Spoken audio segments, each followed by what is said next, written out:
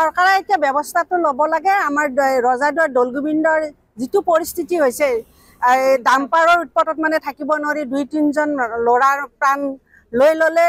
আৰু ল'ৰা ছোৱালীবিলাকৰ পৰীক্ষাৰ টাইম, আমাৰ দৌল গোবিন্দৰ কিমান ডাঙৰ উৎসৱ এটা, ফাকুৱা উৎসৱটোতো জানেই, চব কাম কাজত লাগি আছে মানুহবিলাক, ৰাস্তাই ঘাটে চবতে মানে বিপদ হৈছে। ৰাত দিন তাৰমানে ডাম্পাৰৰ উৎপাতত মানে আমি চিন্তাত থাকিব লগা হৈছে। ল'ৰা ছোৱালী ঘৰ নোপোৱালৈ বা মালিকবিলাক আমাৰ নিজৰ আহি নোপোৱালৈ মানে টেনশ্যনতে থাকিব লগা হৈছে। এই ব্যৱস্থাটো চৰকাৰে সোনকালে ল'লে ভাল হয় আৰু আমি সেই অনুৰোধ কৰিছোঁ। আৰু ডাম্পাৰৰ উৎপাতত কাৰণে নোৱাৰা হৈ গৈছে, বেমাৰ আজাৰ হৈছে, বয়সস্থ মানুহৰ কাহ প্ৰব্লেম হৈছে, চবৰে চৰ্দি জ্বৰ সেইটো হৈছে। সেইকাৰণে আমি বাধ্য হৈ ওলাই আহিব লগা হৈছে মহিলাখিনি।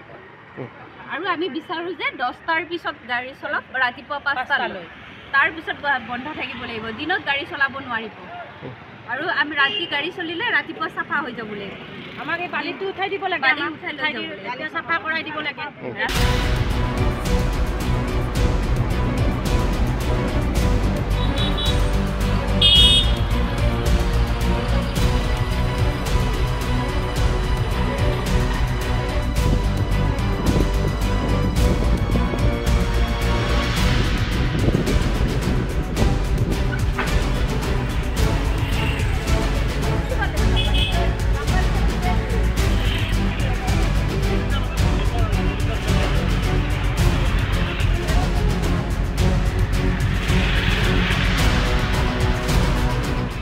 চৰকাৰে এতিয়া ব্যৱস্থাটো ল'ব লাগে। আমাৰ ৰজাদুৱাৰ দৌল গোবিন্দৰ যিটো পৰিস্থিতি হৈছে, ডাম্পাৰৰ উৎপাতত মানে থাকিব নোৱাৰি 2-3জন ল'ৰাৰ প্ৰাণ লৈ ল'লে।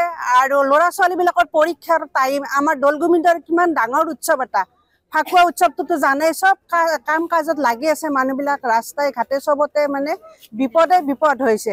ৰাত দিন তাৰমানে ডাম্পাৰৰ উৎপাতত মানে আমি চিন্তাত থাকিব লগা হৈছে। ল'ৰা ছোৱালী ঘৰ নোপোৱালৈ বা মালিকবিলাক আমাৰ নিজৰ আহি নোপোৱালৈ মানে টেনশ্যনতে থাকিব লগা হৈছে। এই ব্যৱস্থাটো চৰকাৰে সোনকালে ল'লে ভাল হয় আৰু আমি সেই অনুৰোধ কৰিছোঁ। আৰু ডাম্পাৰৰ উৎপাতত কাৰণে নোৱাৰা হৈ গৈছে, বেমাৰ আজাৰ হৈছে, বয়সস্থ মানুহৰ কাহ প্ৰব্লেম হৈছে, চবৰে চৰ্দি জ্বৰ সেইটো হৈছে। সেইকাৰণে আমি বাধ্য হৈ ওলাই আহিব লগা হৈছে মহিলাখিনি। আৰু আমি বিচাৰোঁ যে 10টাৰ পিছত গাড়ী চলক, ৰাতিপুৱা 5টালৈ, তাৰপিছত বন্ধ থাকিব লাগিব, দিনত গাড়ী চলাব নোৱাৰিব। আৰু আমি ৰাতি গাড়ী চলিলে ৰাতিপুৱা চাফা হৈ যাব লাগিব। আমাক এই বালিটো উঠাই দিব লাগে, উঠাই চাফা কৰাই দিব লাগে।